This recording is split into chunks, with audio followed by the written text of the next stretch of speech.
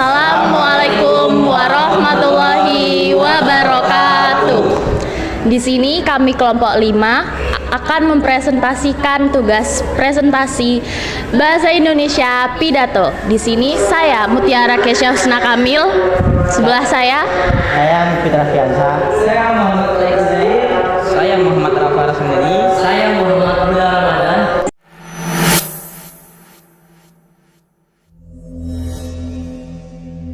Assalamualaikum warahmatullahi wabarakatuh. Salam sejahtera bagi kita semua.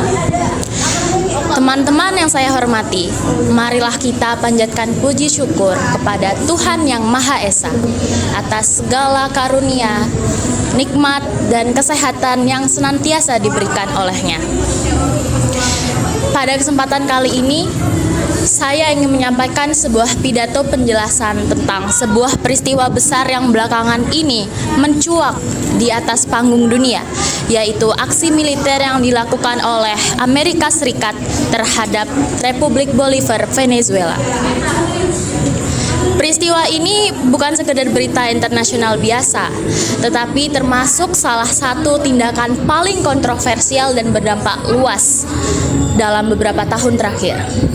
Aksi ini dipicu oleh tindakan yang diambil pada tanggal 3 Januari 2026 ketika Presiden Amerika Serikat Donald Trump memerintah operasi militer besar-besaran terhadap Venezuela. Dan operasi yang disebut Operation Absolute Resolve ini melibatkan serangan udara dan pasukan khusus untuk menangkap Presiden Venezuela Nicolas Maduro dan istrinya. Pemirsa yang saya hormati, menurut laporan internasional, serangan ini dilakukan pada dini hari.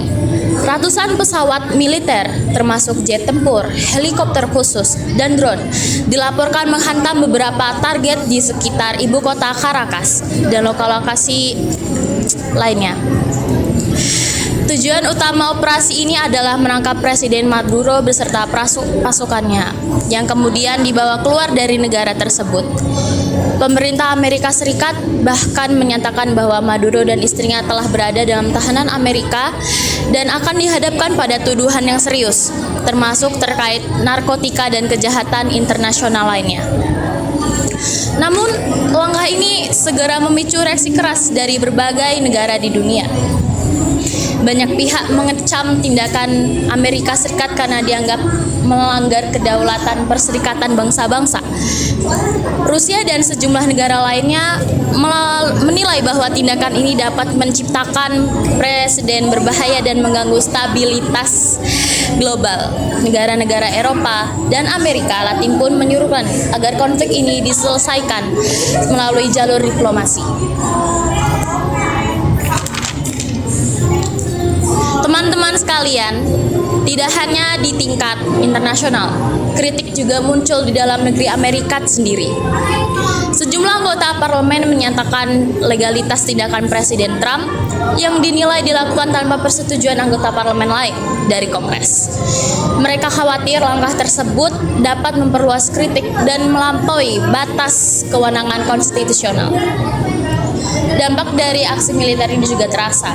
Selain kerusakan infrastruktur dan korban jiwa, konflik ini memengaruhi stabilitas perekonomian bangsa-bangsa, terutama di sekitar energi.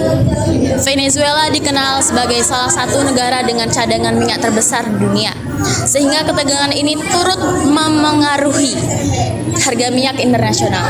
Di sisi diplomasi, peristiwa ini menjadi perhatian serius perserikatan bangsa-bangsa. Banyak negara mendesak agar penyelesaian konflik ini dilakukan secara diplomasi tanpa melalui aksi militer. Teman-teman yang saya hormati, peristiwa ini mengajarkan kita bahwa hubungan internasional adalah hal yang sangat kompleks dan saling berkaitan. Setiap keputusan militer, politik, harus dipertimbangkan secara matang, terutama dari sisi kemanusiaan, hukum internasional, dan perdamaian dunia. Sebagai warga dunia, khususnya generasi muda, kita perlu memahami isu global yang sedang terjadi akhir-akhir ini dan mendorong penyelesaian konflik melalui dialog serta kerjasama antar negara. Demikian pidato penjelasan yang dapat saya sampaikan. Terima kasih atas waktunya dan mohon maaf jika terdapat banyak kesalahan. Wassalamualaikum warahmatullahi wabarakatuh.